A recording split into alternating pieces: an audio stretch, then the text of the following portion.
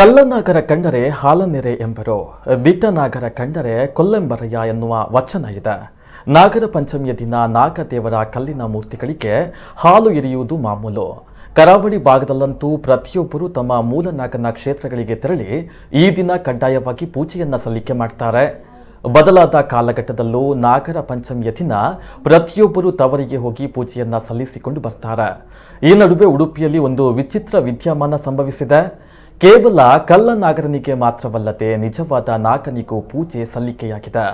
ಕಾಪು ತಾಲೂಕಿನ ಮಜೂರು ಎಂಬಲ್ಲಿ ಈ ವಿಶೇಷ ಪೂಜೆ ನಡೆದಿದೆ. ಇಲ್ಲಿನ ಗೋವರ್ಧನ ಭಟ್ ಎಂಬವರು ಗಾಯಗೊಂಡ ಹಾವುಗಳನ್ನು ಆರೈಕೆ ಮಾಡುವ ವಿಶೇಷ ಹವ್ಯಾಸವನ್ನು ಹೊಂದಿದ್ದಾರೆ.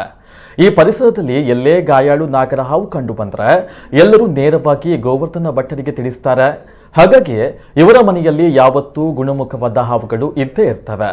ಈ ಬಾರಿಯೂ ನಾಗರ ಪಂಚಮಿಯ ದಿನ ತಾನು ಆರೈಕೆ ಮಾಡಿದ ನಾಗರ ಹಾವುಗಳಿಗೆ ಆರತಿಯನ್ನ ಬೆಳಗಿ ಗೋವರ್ಧನ ಭಟ್ ಪೂಜೆಯನ್ನ ಸಲ್ಲಿಸಿದ್ದಾರೆ.